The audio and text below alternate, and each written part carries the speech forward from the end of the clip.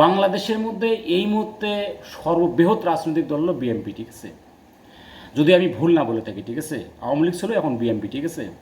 এবং রাষ্ট্র পরিচালনা করতেছে। আর এই হচ্ছে বিএনপি থেকে নমিনেশন নেওয়ার জন্য, সংরক্ষিত মহিলা আসনের প্রার্থী হওয়ার জন্য, ঠিক আছে? জুলাই বাগিনী না টাগিনী, ঠিক আছে? বুঝছেন? তাও তো দামি গাড়িতে, ঠিক আছে? এত টাকার গাড়ি কই পায়? বিএনপি তো বুঝতে পারছে না এর নমিনেশন দেওয়া যাবে না, ঠিক আছে? কারণ এদের মানে এই সমস্ত নর্তকী, ঠিক আছে, নমিনেশন দিলে দলের মানে 12টা 46 বানে ছাড়ে দেবে, ঠিক আছে? এমনি তো জুলাই তো এরা একেবারে মানে কি মারে ছাড়ে দিয়েছে, ঠিক আছে? এখন সুন্দর মানে ড্রেস পরে সুন্দর ফর্সা টর্সা আছে এখন। ওই আগে ইউটিউব না কী করতো, ইউটিউবে কিছু কিছু ভিডিও মানে ফেসবুকে টিকটক করতো ছাড়তো, এখন আছে বিএনপি থেকে নমিনেশন নেওয়ার জন্য।